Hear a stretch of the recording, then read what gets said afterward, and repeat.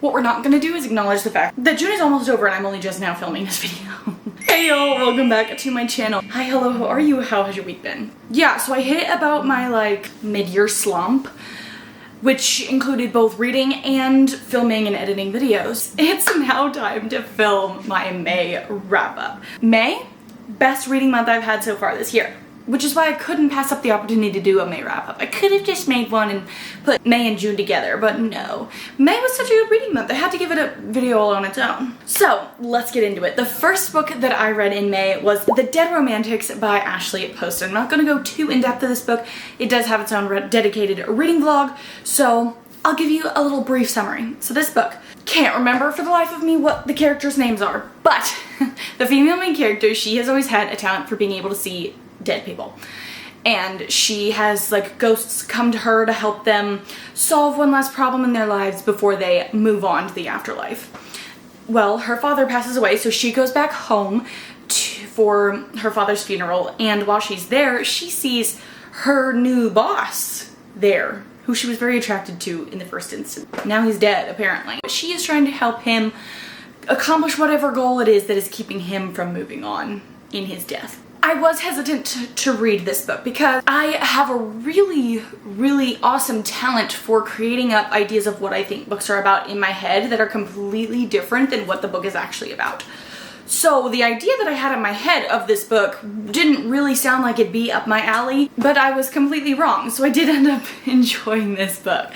I rated it 3 stars. Then I read A Novel Love Story by Ashley Poston. Ashley Poston's books all tend to have a little bit of magical realism in it. So this book, the female main character is on a road trip to go to a remote cabin for a book club getaway. And then she breaks down in the middle of the drive and finds herself in the town that her favorite book series takes place in, with all the characters from those books. Now this is a book I was also hesitant to get into because I have a really bad habit of allowing myself to be so heavily influenced by other people's opinions of books, and a lot of book creators that I watch who read this book didn't really like it. Sometimes that can affect my enjoyment of the book. I did enjoy this book. Looking back on it, the resolution was kind of a bit iffy for me.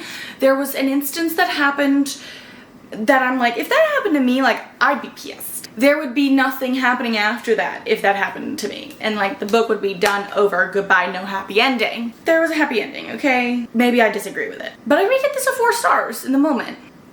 Then I finished off that reading vlog by reading The 7-Year Slip.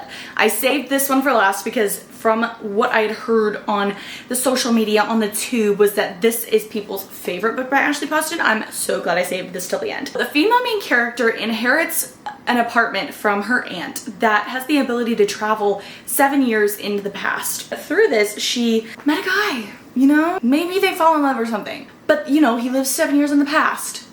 I loved this book. You would think with the circumstances surrounding how the characters meet and interact that it would be a bit of a struggle for the chemistry to develop. Knowing just like the circumstances surrounding the relationship, it feels a little bit like that would be a roadblock. However, the chemistry of this book, loved it. Loved it so much. Definitely agree with the consensus that this is the best Ashley Poston book out of those 3 releases. But I did give this one a 5 stars. And I'm not gonna lie to you guys, I did film a finishing series I'm in the middle of video. I was so excited about it. Went to edit it, and instead of importing the footage, I actually deleted it. A dummy. So that video will never be making an appearance. I will be filming another one pretty soon though. That's why there's so many books from this month that never were seen in any videos. The first book I read for that video was Destroy Me, which is book 1.5 in the Shatter Me series. Now, I read the first Shatter Me book in a 24-hour reading video I did in like March, and I was so confused, didn't really understand what was going on. This book changed all of that, okay? I feel like I can't really give you any sort of synopsis because the whole thing is just a big spoiler. I loved it. Completely changed my tune on the Shatter Me series, which I'm not surprised about. Knowing how beloved this series is, I'm not surprised that at some point I was like, in love it, 100%, like, we'll be continuing the series. I read it in like one day. I was like, I'm just gonna be over and done with it. Like, we're just gonna read the whole thing. I gave that a 3.5 stars, which I would say is pretty good for a novella. Then of course, I finished that, immediately went into Unravel Me, which it did. It did unravel me. Some characters I grew to love more, and some characters I grew to despise because they're whiny and annoying. But I feel like that's kind of a characteristic about a series like this, like dystopian YA fantasy books. You have characters that you're absolutely gonna love, they can do no wrong, and you're gonna have characters that are like, I wish they'd go jump off a bridge. I gave that a 4 stars. Then I went on to finish the Housemaid series, so I read The Housemaid's Wedding. This, not my favorite novella. Secrets were being kept, lies were being told that I don't agree with in the certain circumstances of this book. Can't really tell you what it's about because it's a spoiler for the series, obviously. Just like I can't tell you what The Housemaid is Watching is about. Spoiler for the series. The Housemaid is Watching. Huh? The ending of this book took me completely by surprise. I didn't exactly like the conclusion. It felt to me like Freida McFadden was trying to replicate plot twists from other books. This is just me making assumptions, by the way.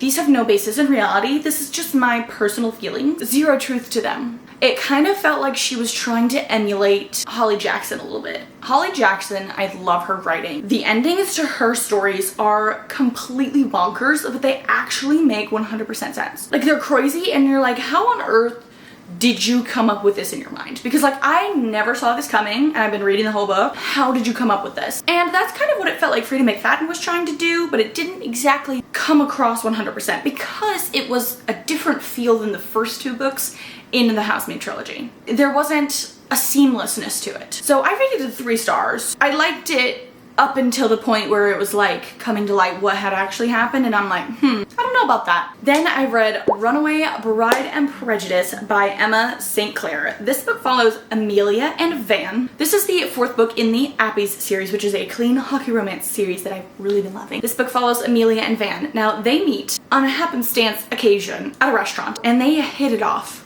so quickly. Van runs away when he figures out that Amelia is the daughter of his hockey coach, and he is a hockey player for a living, has made it very clear he doesn't want his daughter interacting with hockey players in that manner. Fast forward several months, we are actually at Amelia's wedding day. She is getting married, and Van is reluctantly at the wedding. He's trying to find a bathroom. He finds out the groom with the bride's cousin, obviously wedding off, and then Amelia manages to rope Van into going on what was supposed to be her honeymoon with her. That way she can like take a little break, reset, you know, heal a little bit from the trauma that happened to her on her wedding day. Now I'm sure you can take a wild guess as to what happened after that. I did really enjoy this book, and I was just editing the video that I was reading this book in and mentioned that this book does move pretty fast, obviously, you know, because they're on vacation. But I said to myself, did it really move that much faster than the other books in the series? And like, I feel like most romance books take place over a very short period of time. The people could be strangers on page 1, and by page 350, they're like, oh my gosh, I love you, I want to get married. And I'm like, it's like been 5 days. Are you sure about that? Are you sure about that? But I did love the chemistry between the 2 characters. Felt like Emma St. Clair really built it up, and it was a little bit more believable than I would expect from it being such a short time period. So I loved it. Gave it a 4 stars. Well, I actually read An Ember in the Ashes by Zapata here before that, but we'll just keep moving forward. This is a YA dystopian fantasy. It follows Leah. I'm gonna say Leia, and I apologize if that's not how you say this main character's name. Book opens, her brother gets captured by the Marshall Empire, who have come in and taken over and are very discriminatory, very hateful towards the scholars, which is what Leah is, despite that being like their native land. In an effort to save her brother's life, Leah goes and finds the Resistance and wants to work with them so that they can help her get her brother free. And they send her on a basically impossible spy mission to go undercover into the war college that is run by the Marshall Empire. Any wrong move, any wrong breath, she's dead, she's gone. It's also following Elias, who is one of the top students at this war college. He's about to graduate. He actually hates it and wants to run away, but he's got roots in that school that go deeper than just him being there. I loved this. I originally gave it a 4.5 stars, decided to change it to a 5.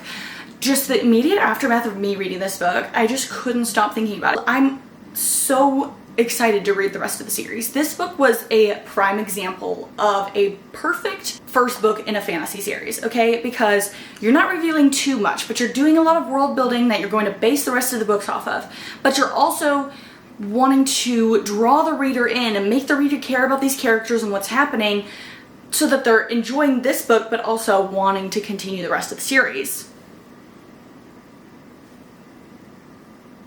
If I had a museum and a plaque that said best first book in a fantasy series, we'll give it to this book. Loved it. I'm so excited to continue the series, but I don't have the rest of the books, and I would love to be able to complete this spine picture that the series makes. Then I decided to read Five Survive by Holly Jackson. I have loved Holly Jackson's writing, loved the Good Girls Guide to Murder trilogy, loved the reappearance of Rachel Price. Like I mentioned earlier in this video, she has a way of writing that in the end, I'm just completely taken by surprise. And I'm like, I never would have guessed that in a million years. And now that I'm like looking back, I can see how the webs were weaved throughout the rest of the book, but I didn't put the pieces together. This book is following 6 friends that decide to take a road trip in an RV down to Florida for spring break. But the RV breaks down in the middle of nowhere, no cell phone reception, no cars, no houses anywhere near them, and they are being hunted by a sniper in the woods. There's so many secrets revealed, so many layers to the different characters in these books that you get to peel back as the book goes on. The one thing that I was a little bit disappointed about this book, but it is a common theme throughout Holly Jackson's books.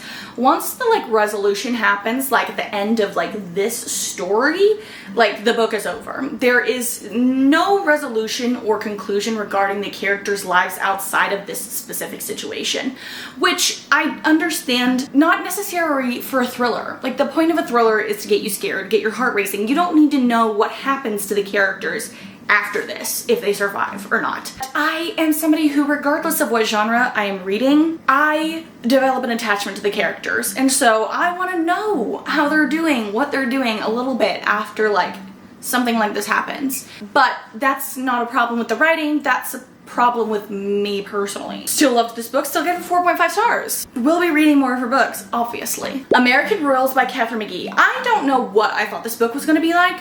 It was 100% different than what I thought it was going to be. This book is from many different characters' point of views, but it is based in a world where what happened if George Washington was the first king instead of the first president of the United States. So it takes place in like modern times if the US was a monarchy rather than a democracy.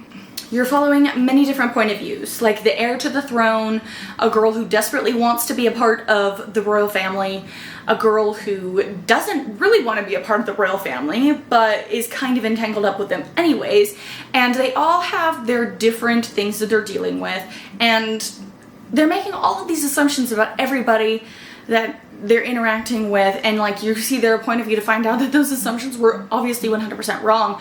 And just seeing how everything is tangled up and how Katherine McGee managed to create this version of politics that is so highly believable. I don't know, I guess it was kind of giving Gossip Girl a little bit, but like politics version, royalty version. I loved it. I was reading this in my reading a book a day for a week video, and in the video I said I have not in a while read a book where I simply just like could not put it down when I was like trying to go to sleep, because I often don't have a problem with like reading and then like falling asleep as I'm reading.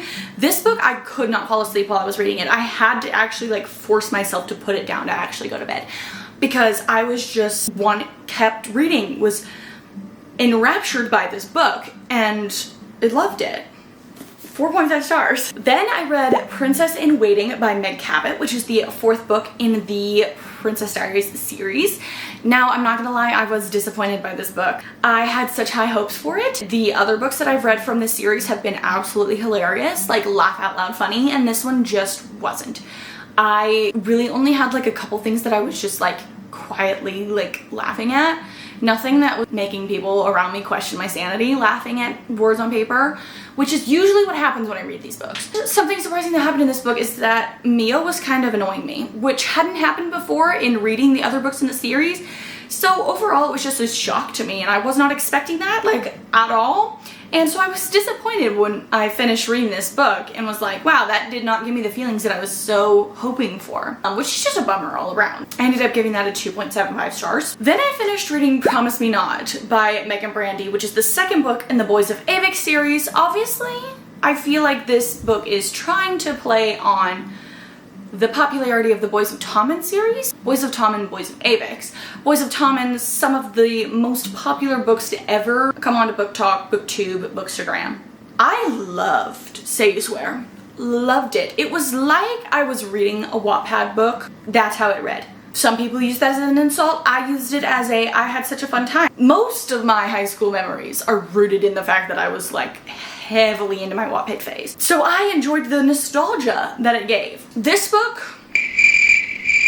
not as much. I rated it 3 stars. I don't really know how to sum up my feelings on this book, really. I just felt like it was a little bit of like too much of a kind of tug of war situation between the male main character and the female main character.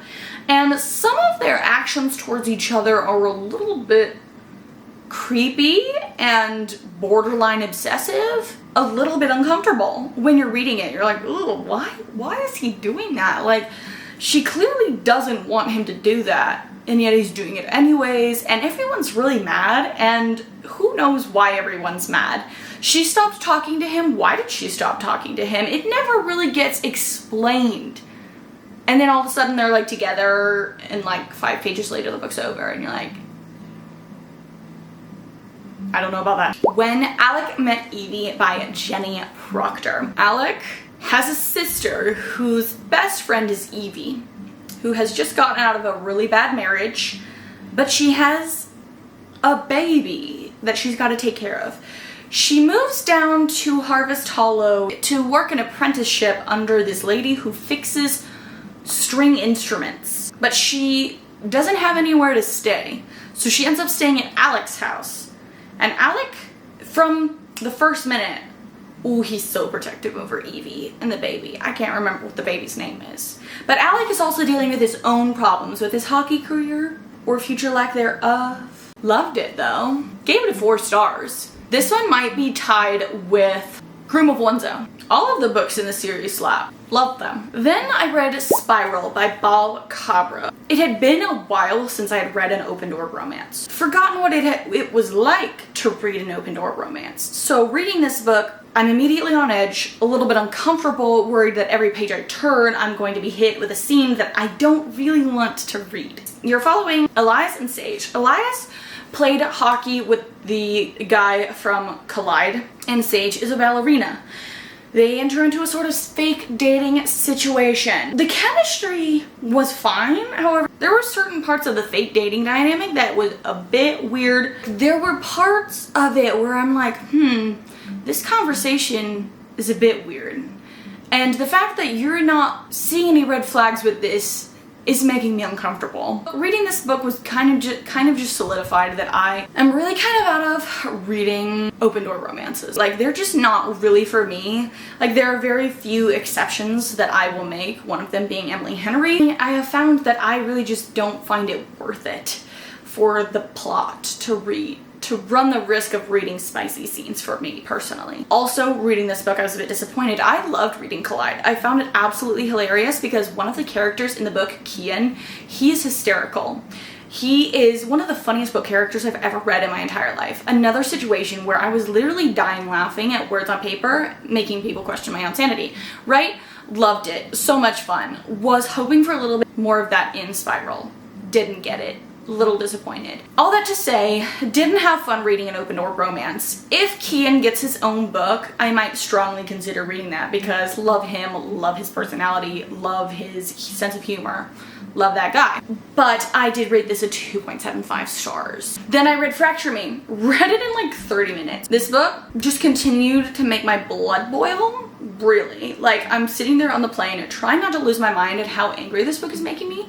Which, like, the fact that Tahara Mafi is able to invoke those emotions in me in a book that is literally like maybe 60 pages long is kind of incredible and a testament to how good of a writer she is and how real she makes these characters seem in your mind. But then I read Ignite Me by Tahara Mafi. I'm loving it, okay? Loving it, having a great time, loving the dynamics that's growing between different characters and how certain people are, their real personality is coming out of the dark and people are kind of seeing them for who they really are, and it's like, yeah, like we've been seeing this for a while and you are crazy. And concerning as well. You see a lot of character growth in this book. Specifically, I feel like compared to the first two books in the series, and I loved it. Loved it. I rated Fracture Me a 3 stars and Ignite Me a 4 stars. I am on the waiting list to get the next 2 books from Libby. I'm so excited. As soon as those books come in, I will be dropping whatever it is that I'm doing and reading, and I will be reading those books. Those are all of the books that I read in May. Overall, I read 17 books in May. May was the best reading month I've had in a while, and I had a blast reading all of these books that I just absolutely fell in love with, and meeting all these new characters and starting a new series, despite the fact that one of my reading goals for this year was to finish more series, and so far all I've done is add to that list. Had an amazing reading month in May, and I'm excited to see what the rest of the year brings. Anyways, guys, if you enjoyed this video, please give it a thumbs up to let me know that you enjoy this type of content. Comment down below your favorite book that you read in May, and subscribe to my channel for more bookish content in the future. I hope you guys have a lovely rest of your week, and I will see you guys next time. Bye.